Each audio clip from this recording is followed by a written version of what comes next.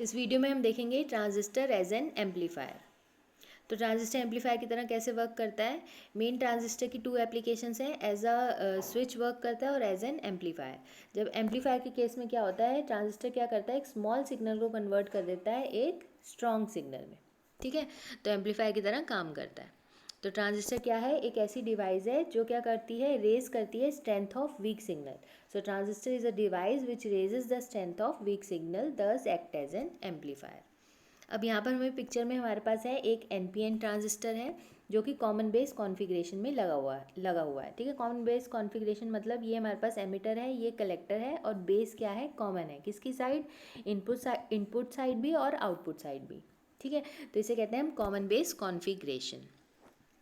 Next है, हमने यहाँ पर वोल्टेजेस प्रोवाइड कर रखी हैं। ये है बायसिंग वोल्टेज। ये वोल्टेज क्या करेगी, ये एमिटर बेस जंक्शन को ये वोल्टेज क्या करेगी, फॉरवर्ड बायस में रखेगी। और कलेक्टर बेस जंक्शन को जो हमने ये वाली VCB वोल्टेज दे रखी है, ये रिवर्स बायस में रखेगी। ठीक है, इसे कहते हैं हम बायसिंग वोल्टेज। अब इरिस्पेक्टिव ऑफ द सिग्नल, ये वोल्टेजेस इन दोनों सर्किट को, इन दोनों जंक्शन को, एक को पहले को फॉरवर्ड बायस में रखेगी और दूसरे को रिवर्स बायस में। ठीक है, इसलिए हमने ये वोल्टेज दे रखी है।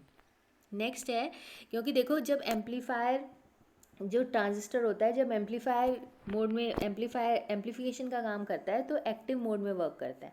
एक्टिव मोड में क्या होता है, जो हमारा एमिटर बेस जंक्शन होता है वो फॉरवर्ड बायस में होता है और कलेक्टर बेस जंक्शन जो होता है वो रिवर्स बायस में होता है। इसीलिए हमने ये वोल्टेज प्रोवाइड करी है कि हम ये एमिटर बेस जंक्शन को फॉरवर्ड बायस में रख सके और कलेक्टर बेस जंक्शन को रिवर्स बायस में रख सके। ठीक है, अब हमारे पास ये सर्किट डायग्राम है। अब हमने यहाँ पर क्या दिया, इनपुट सिग्नल। अपना जो भी सिग्नल देना है वो हमने इनपुट पे दिया। अब मान लिया ये जो सिग्नल है, यहाँ पर हमने जो इनपुट सिग्नल दिया उसमें चेंज आया 0.1 वोल्ट का। यहाँ पर कितना चेंज आया, 0.1 वोल्ट का चेंज आया हमारे इनपुट सिग्नल में। उस चेंज की वजह से इस करंट में चेंज आएगा। ये कौन सी करंट है, एमिटर करंट। ठीक है, अब हमें पता है जब ट्रांजिस्टर एक्टिव मोड में वर्क करता है तो जो कलेक्टर करंट होती है वो नियरली सेम होती है एमिटर करंट के। ठीक है, सारी करंट एमिटर से कलेक्टर में चली जाती है और बेस करंट बहुत कम होती है। ठीक है, तो कलेक्टर करंट नियरली सेम होती है किसके, एमिटर करंट के। मतलब ये वाली जो करंट है वो सेम होती है कलेक्टर करंट के। मतलब कलेक्टर करंट जो ये है ये एमिटर करंट के बराबर होगी। ठीक है, अब मान लिया यहाँ पर हमारे पास चेंज कितना आया था, 0.1 वोल्ट का चेंज आया था इनपुट में। ठीक है, उस चेंज की वजह से एमिटर करंट में कितना चेंज आया, 1 मिली एम्पेयर का इस करंट में। अब वही चेंज हमें दिखेगा IC में, तो कितने का चेंज दिखा, 1 मिली एम्पेयर का। अब हमें आउटपुट पे यहाँ पर कितनी करंट मिलेगी, 1 मिली एम्पेयर की। अब इस करंट की वजह से इस लोड रेजिस्टेंस पे, जो हमारे पास आउटपुट पे रेजिस्टेंस है ये वाला, ठीक है, लोड रेजिस्टेंस पे इस करंट की वजह से, IC की वजह से वोल्टेज ड्रॉप होगा। वो वोल्टेज ड्रॉप कितना होगा, वोल्टेज का फॉर्मूला क्या होता है, I इंटू R। ठीक है, अब I हमारे पास कितनी है, 1 मिली एम्पेयर, क्योंकि IC में कितना चेंज आया, 1 मिली एम्पेयर का। और मान लिया हमारे पास जो लोड रेजिस्टेंस है कितना है, 1 किलो ओम है। ठीक है, अब आप इन दोनों को मल्टीप्लाई करोगे जब, तो आउटपुट पे हमें 10 वोल्ट मिलेगा मल्टीप्लाई करके। ठीक है, यहाँ पर हमें कितना मिला, 10 वोल्ट मिला।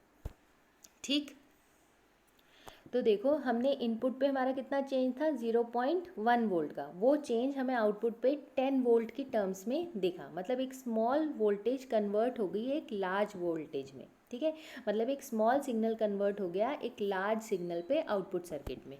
तो मेन यहाँ पर क्या हुआ, जो हमारा सिग्नल था वो लो रेजिस्टेंस सर्किट से हाई रेजिस्टेंस सर्किट में चला गया और हमें एक स्ट्रॉन्ग सिग्नल आउटपुट पे मिल गया।